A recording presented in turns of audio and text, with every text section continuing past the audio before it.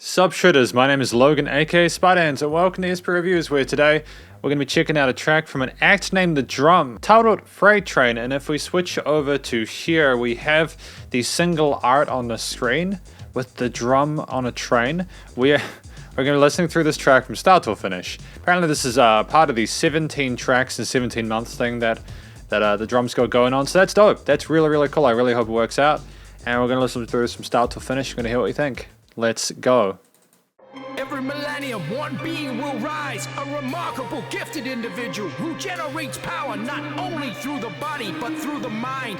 Born in good and evil, through hate and love, this special creature will captivate the world through the power of music, releasing endorphins through your brain, sending impulses to your soul, making you lose control of your bodily functions and genitalia. I suggest you lock yourself in a closed-off room, kick back and embrace the foreign sound they call the drum.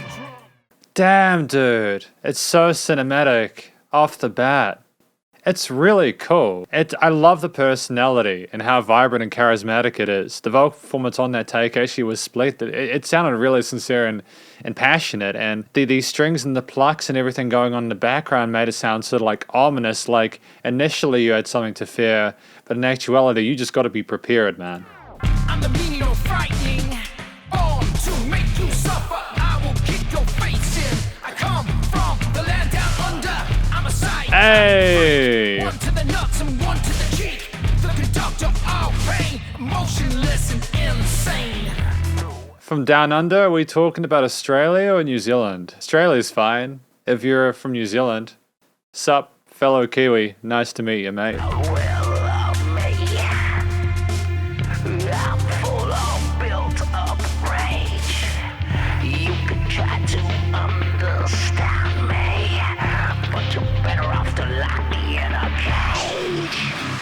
I'm loving this kind of new metalish kind of vibe with the guitars, the bass, and the drums, and the different vocal takes. You know, the creepy kind of growling, kind of whispery kind of tone there. It's a little bit unsettling, unnerving, but at the same time, I feel so welcome in it. It's weird. Bring over strength and pain, a freight train. Watch me let go, explode. Twisted fate, minds will break. I told you. The devil's on the righteous one. I'll expose you. I'm your worst.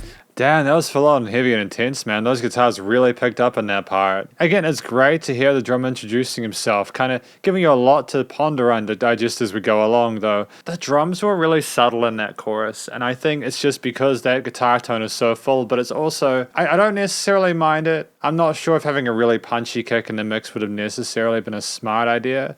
It's more of an ambiance, a vibe, rather than like a set groove. I dig that, man. It's kind of nice to have less of a focus on the rhythmic elements of it in that respect. That's at the same time, though, man. Great vocal melodies there. We've had different vocal stylings, and I appreciate the variety there. And yeah, great dynamic range to the performance as well. Got nothing but love. Come to seal your fate. I will rip your head off and jam my fist right up your date. I don't muck around. One with the left and you'll hit the ground. I'm a tattooed white vanilla, streamlined like a well-hung gorilla.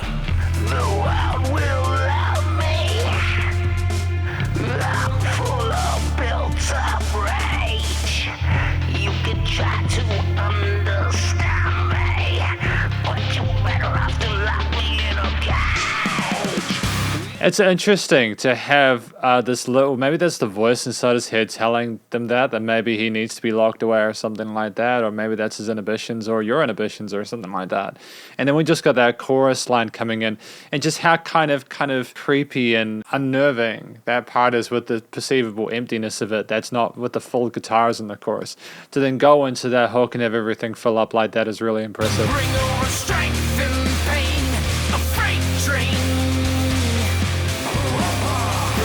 Watch me let go, explode. Twisted fate, my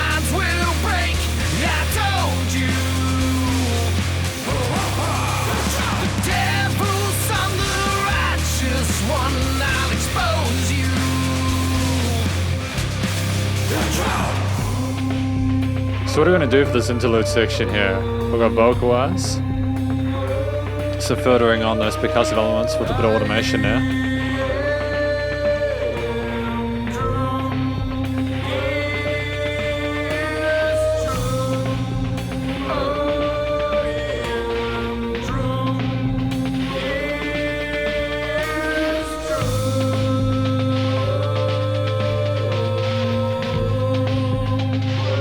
What I kind of appreciate about the song as well, lyric-wise, is that we are not just telling you who we are telling you who we are.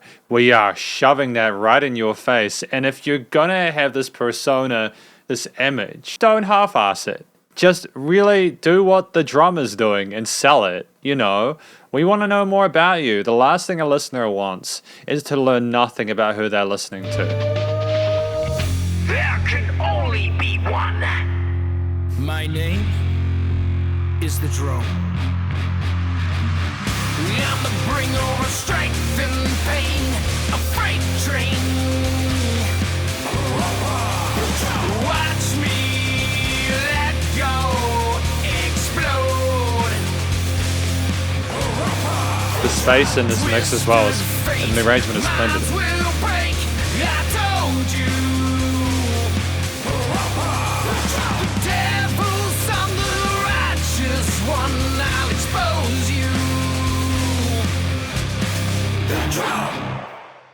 And that's it, man. Damn, dude, what a banger. What a banger, man. Because this is my conclusion of the Drum with Freight Train. Wow. What a great first impression. I adore it. Genuinely. I think we all know what this track is about. It's about the drum, who he is, telling you about himself, how he's built, the intensity of the experience there. But you also get an understanding of how much fun it's going to be. You know, even if there's a bit of danger involved, you know you're going to be taken care of, right? And really slick. You know, again, sell it. And unfortunately, a lot of music nowadays, not to get too much into this specific side of things, is about how you communicate and brand yourself and market yourself. And I think that it's better to be someone like the drum, where they've got a set identity and they're really sort of giving it to you, than it is to not know who you are. And I know that may seem like, well, but you would potentially be surprised at how often I come across musicians.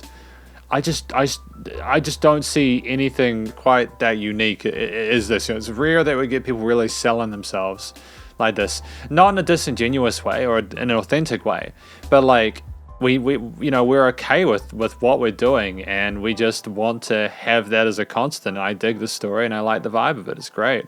Hopefully the next 16 tracks are as strong as this one, if this is the first, of course. You know, the vocals, it was great range to them, as I mentioned. You know, they had the kind of growly, whispery parts. They had the cleaner vocals and those hook sections, and you had the rapping going on earlier on.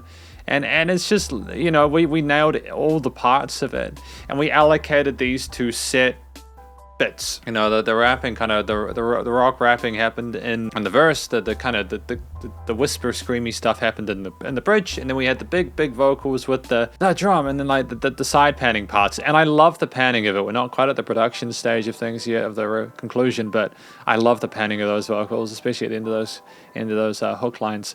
But damn, dude, really competent vocal performance there. We hit all the right notes we needed to. I think for what we were talking about in each of those parts, the tone of the voice and the delivery made a lot of sense, and I'm really happy that we managed to get that synergy correct. As it can be very confusing for a listener if you're offering a constant sort of way of approaching that side of things, regardless of what you're talking about. You know, you need to have those things match up. Otherwise, it's going to potentially put people off. But we didn't have that issue here. And all in all, I think the beauty of the song was in how sort of authentic the performance was in relation to what we were talking about. We didn't have a lot of ornamentation or crazy vocal lines or legato runs or anything like that. We weren't speed rapping at 300 syllables a second or anything like that. I'm very happy with how the story worked, and I'm very happy with how it was sung and rock rapped, and kind of it was very cohesive. I enjoyed the structure of it as well, because we had different parts that had their clear identities. I mean, you had different instruments in different sections there as well. You know, like you had the big guitar, bass, and drums in the hook section. You had some kind of synthy parts going on in the bridges, and then you had some palm muted John, catchy rhythm parts going on in those verses.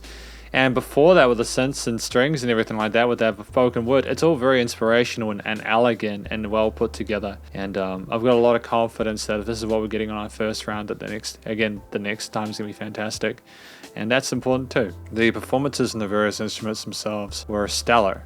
And there's not a note out of place. Those filtered drum bits, they were kind of frenetic with the beats and everything like that, the 8th and 16th notes. But the filtering and how subtle they are kind of allowed things to breathe. And I suppose just in regards to the general, the general sort of like the harmonies and melodies associated with these bits, we had a minimal amount of like movement with some of the bass lines and chord progressions and stuff like that, but it was just enough to keep a steady pace and keep things entertaining.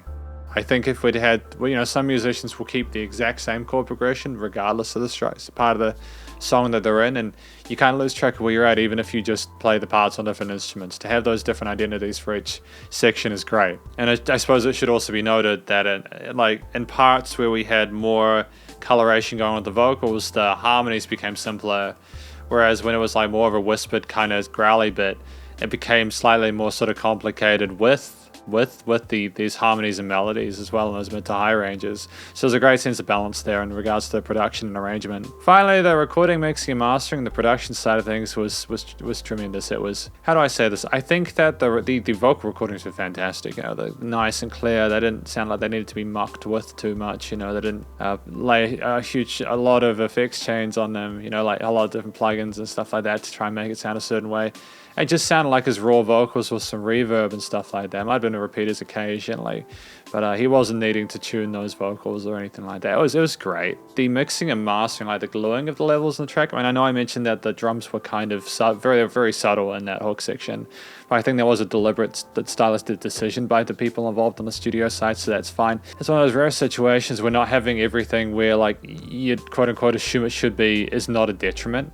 I kind of liked that they did it a different way. You just had that wholeness of guitar continuing the entire time. The stereo panning and the effects change of the various instruments were stunning.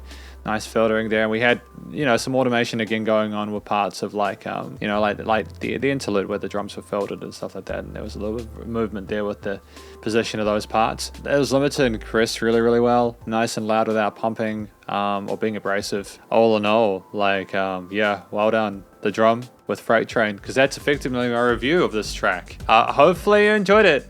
I certainly did. If you did, please do go show the drums some love via their various social medias, and I'm sure this will be on their digital streaming platforms and stuff like that. And stay cool and stay safe, and please remember to support your local musicians and artists at this point in time, as they need the help more than ever with all the crazy stuff going on in the world. And I will catch you in the next review.